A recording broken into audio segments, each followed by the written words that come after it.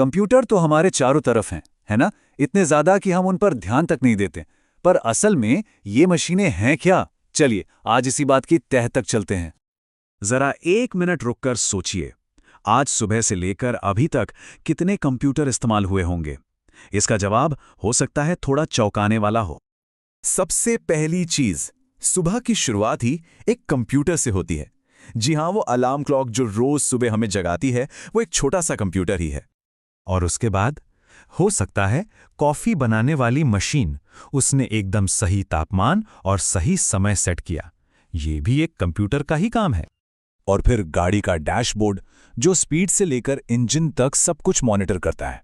मतलब कंप्यूटर सच में हर जगह है। तो फिर इसकी सही परिभाषा क्या होगी?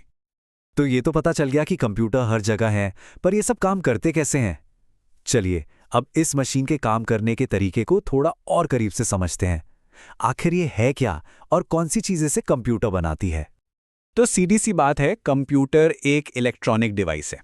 ये डेटा लेता है, जिसे इनपुट कहते हैं, फिर उसे प्रोसेस करता है, उसे स्टोर करता है और आखिर में हमें एक काम की जानकारी देता है जिसे आउटपुट कहते हैं।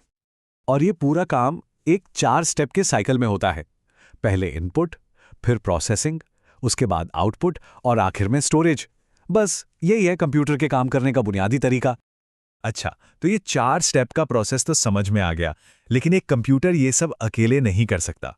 असल में इसे चलाने के लिए 3 बहुत जरूरी चीजें एक साथ काम करती हैं: हार्डवेयर, सॉफ्टवेयर और हम यानी इंसान। इसे ऐसे समझ सकते हैं, हार्डवेयर यानी वो हिस्से जिन्हें हम छू सकते हैं, जैसे कीबोर्ड या मॉनिटर, वो कंप्यूटर का शरीर है। सॉफ्टवेयर जैसे कि विंडोज या कोई भी ऐप, वो उसका ज्ञान है। और पीपलवेयर यानी हम लोग जो इसे चलाते हैं, वो हैं उसकी इच्छा शक्ति। ये तीनों मिलकर ही काम को पूरा करते हैं।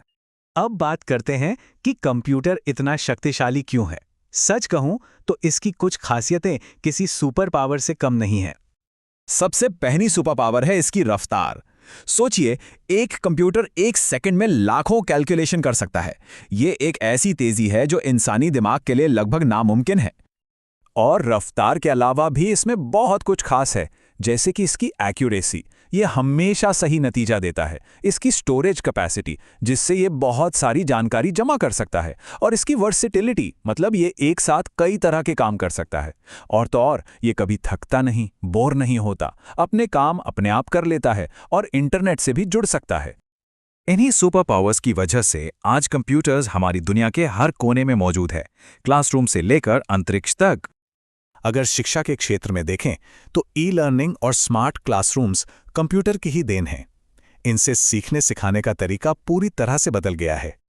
हेल्थ केयर में ये मरीजों के रिकॉर्ड संभालने से लेकर बीमारियों का पता लगाने में डॉक्टरों की मदद करता है। और बैंकिंग तो हम रोज ही इस्तेमाल करते हैं।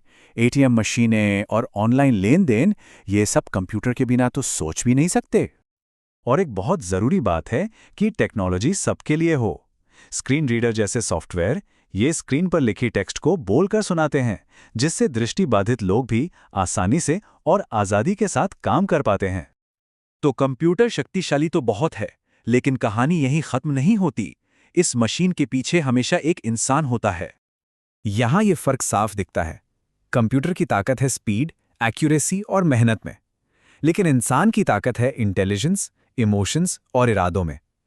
कंप्यूटर के पास अपनी कोई समझ या भावनाएं नहीं होती। और यही सबसे जरूरी बात है, एक कंप्यूटर काम करने के लिए पूरी तरह से इंसानी निर्देशों पर ही निर्भर है। ये बस एक टूल है जिसे दिशा हम देते हैं। तो कंप्यूटर हमारे दिए हुए निर्देशों को एकदम सही मानता है। अब सवाल ये नहीं है कि कंप्यूटर आगे क्या कर सकता है। असली सवाल ये है कि हम उसे आगे क्या करने के लिए कहेंगे। भविष्य का अगला कदम हमारे ही निर्देशों पर टिका है।